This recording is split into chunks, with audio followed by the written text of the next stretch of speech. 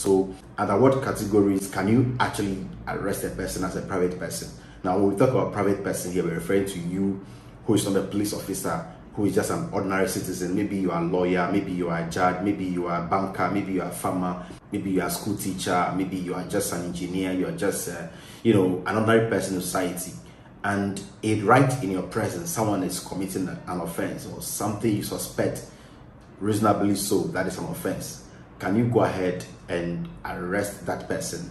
The answer is yes. But there are 5 categories of offenses that when a person is committing that offense in your presence, you have the right as an individual in the country to effect the arrest of that person.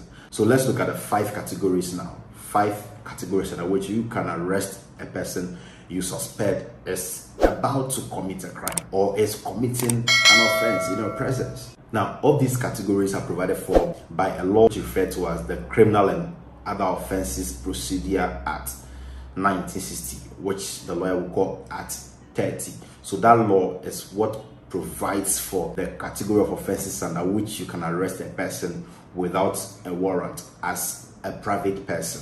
So let's take the category. The very first one is where you suspect reasonably so that the person right in your presence is committing an offense involving the use of force or violence. So if the person is committing an offense that involves the use of force or some sort of violence, you have the right as a citizen or as an ordinary person to arrest that person by, telling him that because of ABCD you are doing, I am arresting you for the state institutions to prosecute you for this offense you are committing. So you can approach the person. If he doesn't want to just succumb to the words of arrest, you can approach him and hold him tightly by the hand or by the belts or anywhere gently, and then you drag him right to a police officer or to the nearest police station. The second category of offenses which when committed in your presence you can arrest the parties involved is an offense by which a bodily harm is being caused to another person. So if what they are doing would result in an injury or bodily harm to another person,